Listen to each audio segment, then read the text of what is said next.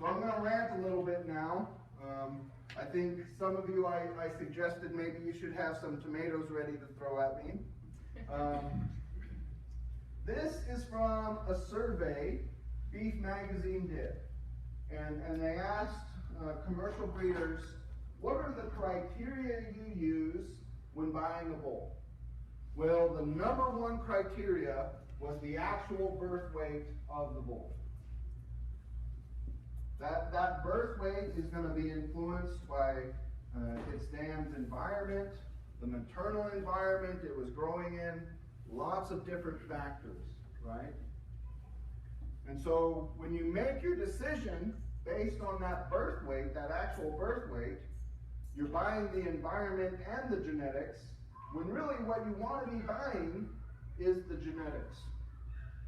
Then the next choice is still not the economically relevant trait. It's the birth weight EPD.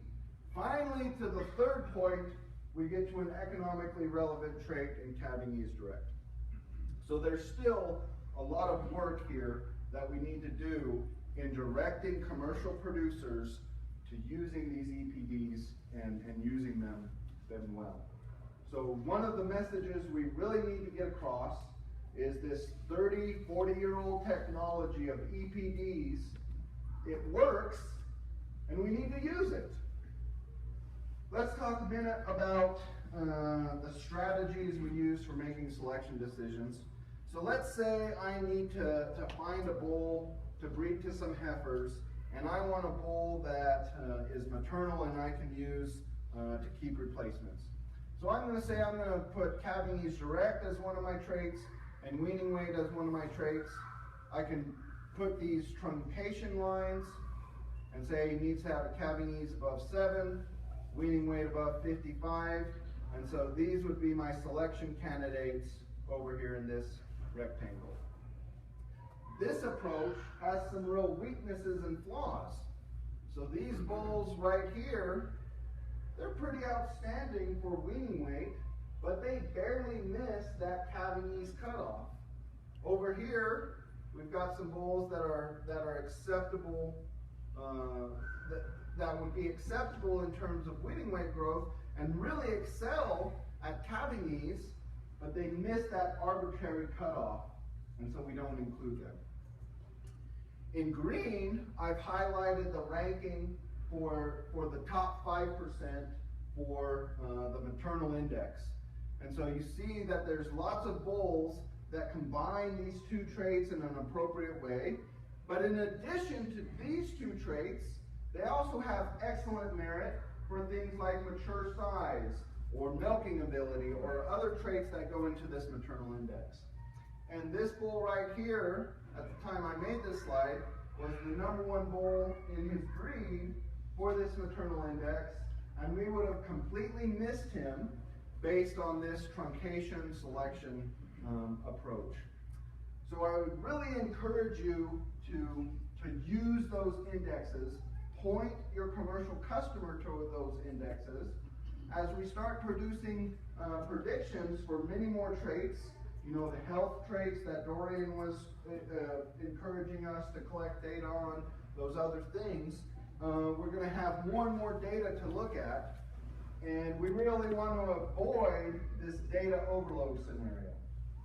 The indexes simplify things because it's going to take all of that data and put it in one value for us to look at. It's a lot easier to look at one value than 12 different values or 20 different values or whatever it may be. So let's say that I'm trying to find this calving ease bull, and so I'm going to look at the actual birth weight, the birth weight EPD, and the calving ease EPD. And my hope is that by looking at these three different numbers at the same time, I'm going to increase my odds, my chances of making a good decision. But what has happened is the actual birth weight EPD, the actual birth weight record goes into calculating the birth weight EPD, and that birth weight EPD goes into calculating the calving ease EPD. And so what I've done with this scenario is I've actually triple counted this actual birth weight information. And so our human intuition thinks if we do this double and triple counting, we're going to improve the decision we're going to make. But that's actually the opposite of what happened. When we do this double and triple counting, we're actually going to decrease the precision of our prediction. So don't double count. Find the sources of information, usually the indexes, that take all of the information into account and use those. So how do I increase the precision, the reliability of my selection decisions? The simple answer is we simply need to put more data into those EPD calculations. And one of the ways that we can do that is by using genomics to produce genomic enhanced EPDs. Okay, I want to let you all in on a little secret, and I think some of Bob Hughes' questions and comments earlier today kind of talked about this. So let's talk about accuracy versus precision for a second. Here we've got 5 shot attempts, 5 estimates, where we're trying to hit this target. And so these 5 estimates have low precision because they're spread out. They also have low accuracy because on average, they're missing the mark. So we can increase the precision of that, and so we've decreased the spread in those predictions. But they're still biased because they're missing the mark, okay? If we have high accuracy predictions, if we average these 5, we're hitting the mark. If we average these 5, we're hitting the mark. So these 2 sets of estimates are unbiased and they're accurate.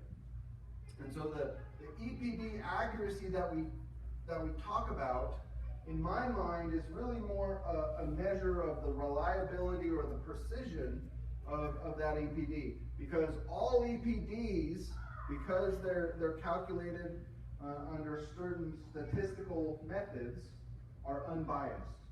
All EPDs are accurate. That means if you use EPDs as your selection tool, in the long run, you're always going to hit your target. Let's see, so these EPDs, they might miss on individual animals, right? That's not the way to validate or look at an EPD. These EPDs are really made to win in the long run, right?